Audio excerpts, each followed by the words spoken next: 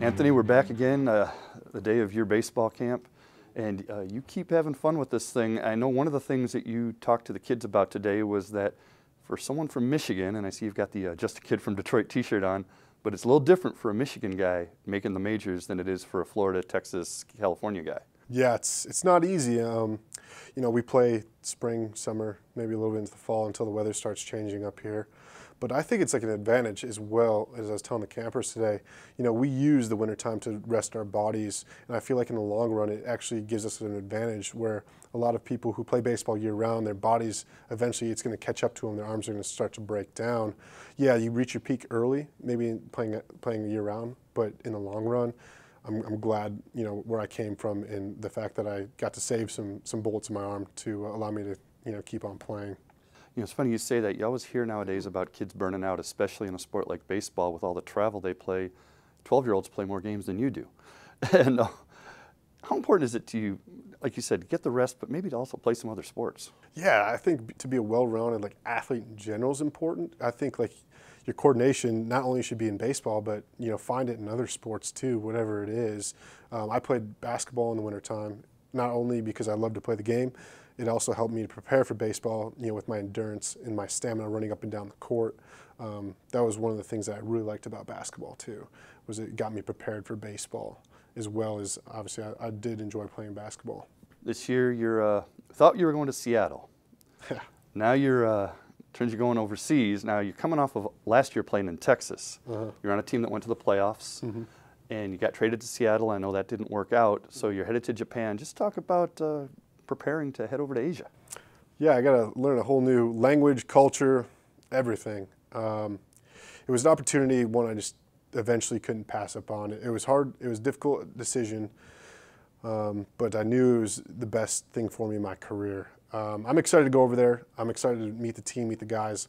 Wherever I go, I want to win, no matter if it's here in the United States or in Japan. Like, my mentality is to go out there, compete, and win. Like, I want to win a championship, and I feel like this team can do it over in Japan. You talk about winning. You were on a team last year that went to the playoffs. That was your first time being on a team that finished that well and was able to do that. How different was that from your previous seasons? Oh, I see why guys take a pay cut to go, you know, to winning teams.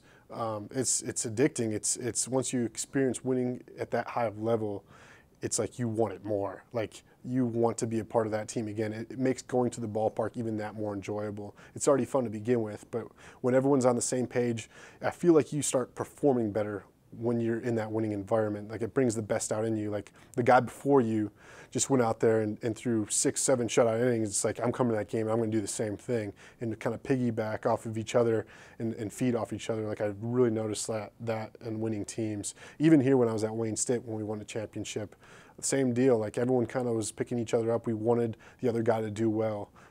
So those kind of teams are really special. I want to have a little fun with you right now, because you've played, you've had a few stops in the majors and a few in the minors, and now you're going overseas. So I want to just bring up some cities, and if I miss any, you feel free to bring a few more up. But you're kind of Johnny Cash. You've been everywhere. So I've been in a lot of places, that's for sure. Yeah, so let's start with the majors. San Diego. Oh, I love San Diego. Beautiful city. Houston. I like Houston. The traffic, not so much, but I like the city, so I would definitely go back. Tell me something, when you played for the Rangers, you're in Arlington, which is really Dallas. So tell me something about that area. I like Dallas a lot. It's kind of like the Hollywood of Texas, people say. Like, you kind of have the glitz and glamour downtown, but then you still have like the laid-back kind of lifestyle in the suburbs of the city. The people are super friendly, and kind of like Houston, like in Texas in general, like people are really open and friendly to helping you, more so than other places of the country that I've noticed. And you've been other parts of Texas too, because there was some minor league time in San Antonio. Yeah, San Antonio, 2011. That was a fun group. Talk about a team that was successful. I mean, we won a championship that year, so it made it even that much more fun being in San Antonio. Cool city, but obviously the big leagues is where you want to be. You've had a couple stops in Oregon. Yep, went to Oregon, Eugene, Portland. Portland's a cool city. It's probably one of my favorites in that part of the country. I love like the outdoorsy kind of feel. I love the green. I love the mountains. Kind of like the hipster kind of vibe in the city too, which is cool. Real laid back. So I enjoyed Portland. You got some Midwest cities like Fort Wayne, Beloit, a few others I'm probably missing, Quad Cities. Oh man, yeah, there's some rough ones in there, but I enjoyed my time in Fort Wayne. That season we won a championship, so it's when you're winning, it's fun. But Fort Wayne holds a special part in my heart because it's kind of like my first full season in professional baseball was there, and obviously it was special because we won a championship. Middle America, Oklahoma City.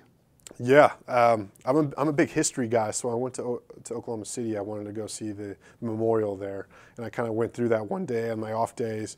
I was just like, yeah, I'm going to be a tourist today. I'm going to go through the memorial and check it out, and it was incredible. And it's just like, whoa, like hearing like the sounds of the city when everything went down during the bombing, which was an unfortunate.